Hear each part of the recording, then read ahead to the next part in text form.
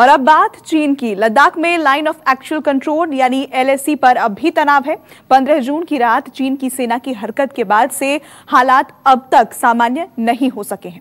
सूत्रों के मुताबिक खबर है कि रक्षा मंत्री राजनाथ सिंह ने सेना को चीन की किसी भी हरकत का मुंहतोड़ जवाब देने के लिए फ्री हैंड दे दिया है। इस बीच ये भी खबर आ रही है कि चीन अब पैंगोंग में नजरें गड़ाए हुए है। सूत्रों के मुताबिक चीनी सैनिक फिंगर 4 तक पहुंच गए हैं और कब्जा करके बैठ गए हैं, जिसकी वजह से नीले झील के किनारे तनाव बढ़ सकता है। हालांकि चीन को सबक सिखाने के लिए भारत पूरी तरह से तैयार है। आखिर पैंगोंग झील की जमीनी हकीकत क्या है और क्यों बार बार यहां चीन भारत के सैनिक आमने सामने आ जाते हैं, आज हम आपको पूरा विवाद समझाते हैं और सैटेलाइट की वो तस्वीरें भी आपको दिखाते हैं जिसके सामने आने के बाद कहा जा रहा है कि फिंगर 4 तक चीनी सैनिक पहुंच गए हैं। देखिए हमारी ये खास रिपोर्ट।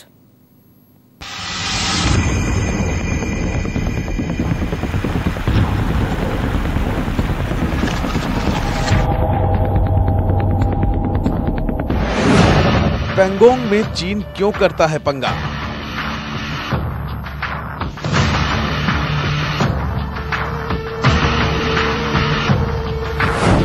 पैंगोंग में आमने सामने क्यों आते हैं भारत चीन के सैनिक?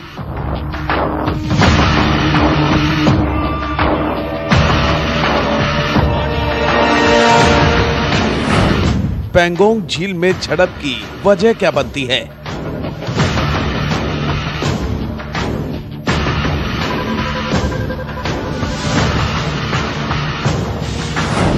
पैंगोंग में चीन की टेढ़ी चाल की पूरी कहानी।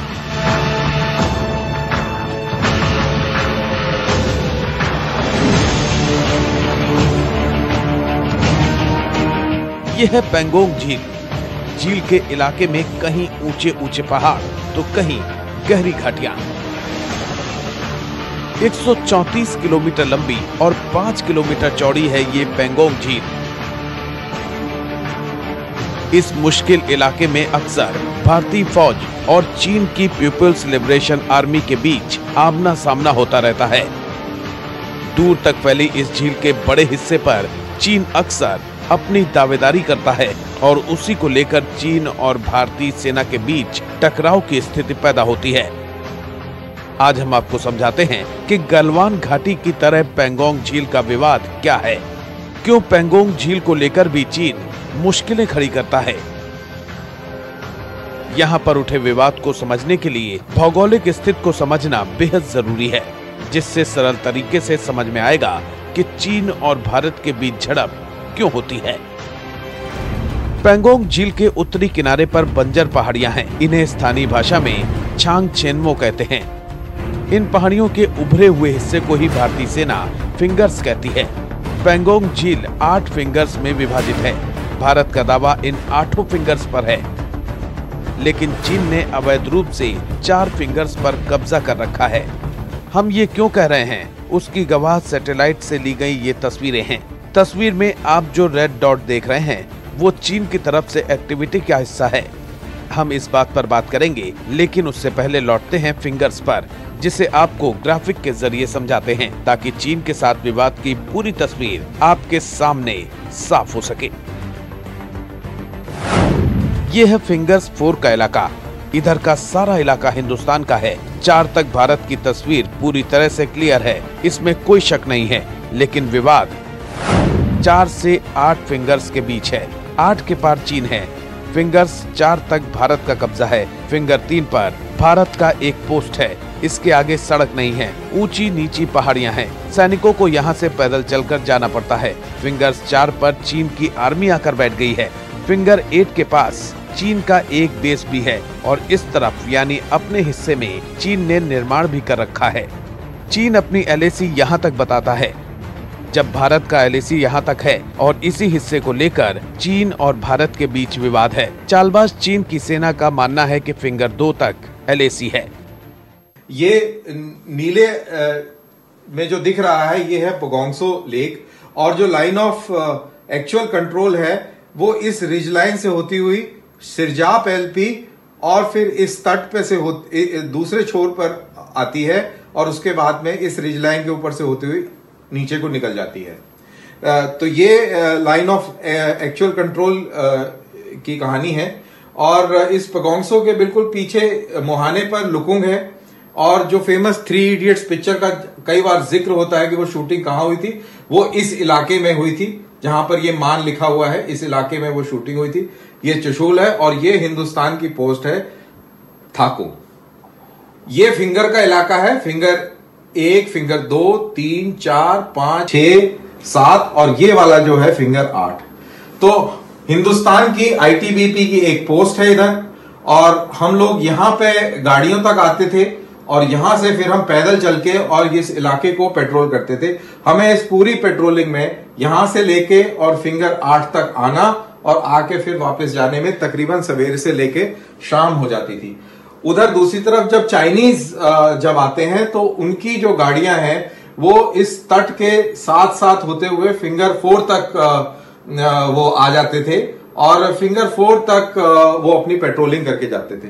तो उनके परसेप्शन, चाइनीज के परसेप्शन के हिसाब से लाइन ऑफ एक्चुअल कंट्रोल अनीला पास यहां पर है। अनीला पास से होती हुई इस रिज लाइन को फॉलो करते हुए फिंगर 4 से नीचे उतरती है और फिर अगली तरफ जाती है।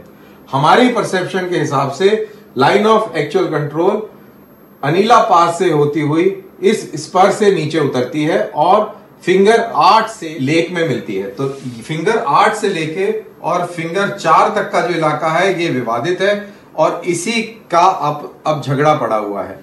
फिंगर 4 के आगे तक सड़क न होने की वजह से भारतीय सेना पैदल गश्त करती है। ये गश्त 2 तरह से होती है, पैदल और बोट के जरिए। फिंगर 8 पर चीन का पोस्ट है। 6 साल पहले चीन की सेना ने फिंगर 4 पर स्थायी निर्माण की कोशिश की थी, लेकिन भारत के विरोध पर इसे गिरा दिया गया था। पेट्रोलिंग के लिए चीन की सेना हल्के वाहनों का उपयोग करती है।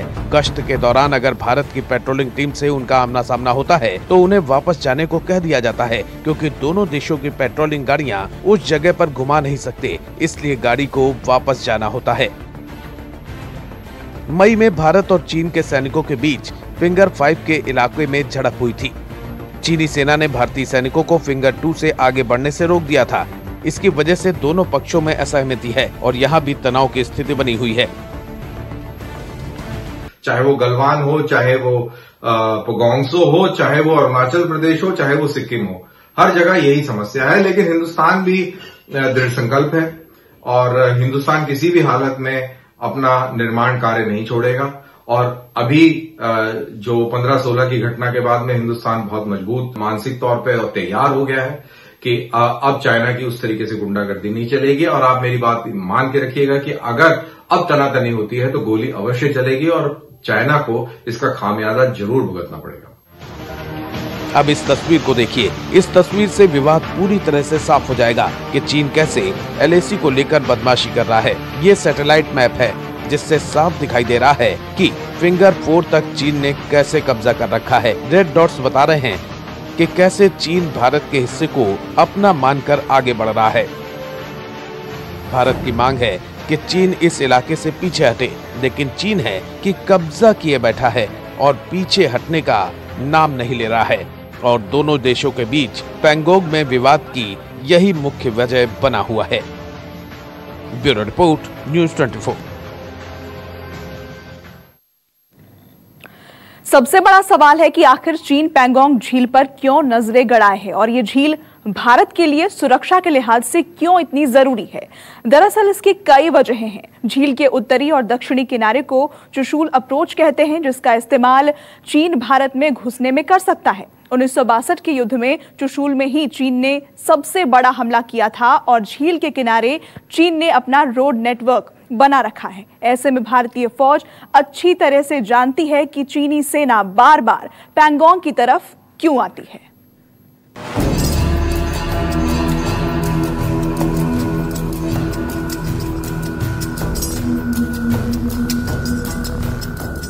एलएसी यानी लाइन ऑफ एक्चुअल कंट्रोल। चीन और भारत के बीच की रेखा एलएसी 3 सेक्टर्स में बटी है।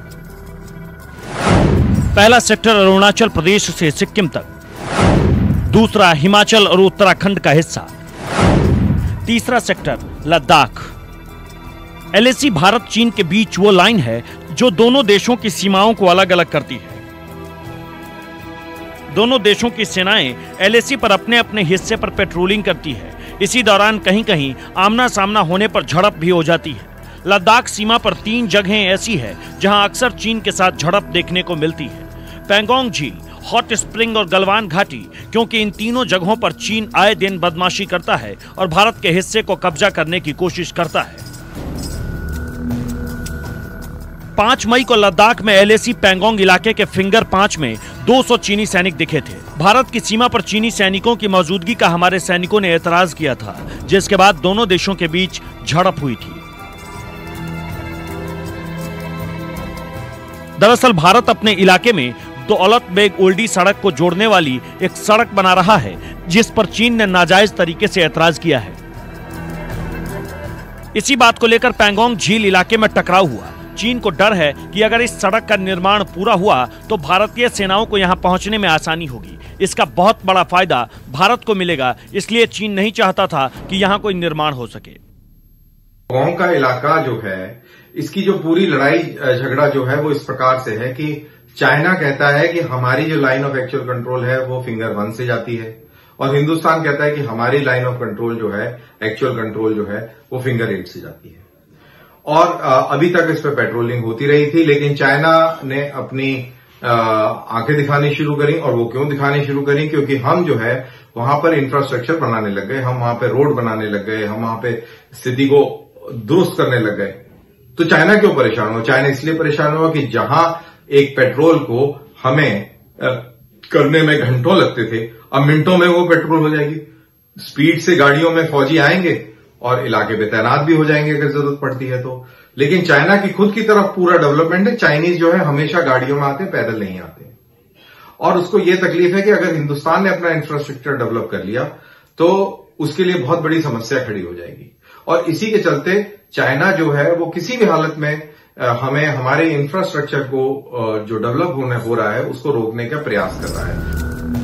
चीन इसलिए भी परेशान है क्योंकि उत्तराखंड में 17,000 फीट की ऊंचाई पर लीपुलेख दर्रे को जोड़ने वाली सड़क भी खटक रही है। कुछ दिन पहले रक्षा मंत्री राजनाथ सिंह ने इस सड़क का उद्घाटन किया था, तब से चीन सीमा पर हलचल किए हुए है।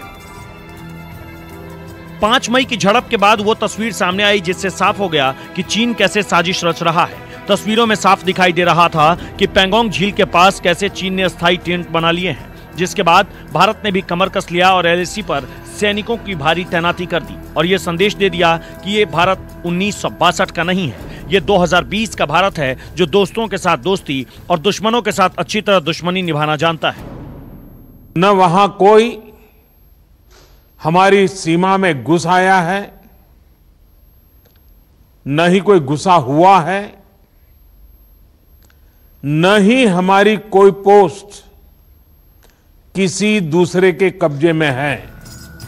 आपको बता दें कि अगस्त 2017 में भी पैंगोंग झील पर भारत और चीन के सैनिकों में झड़प हुई। हमारे शूरवीरों की बहादुरी के बाद चीनी सेना पीछे हटने पर मजबूर कर दिए गए।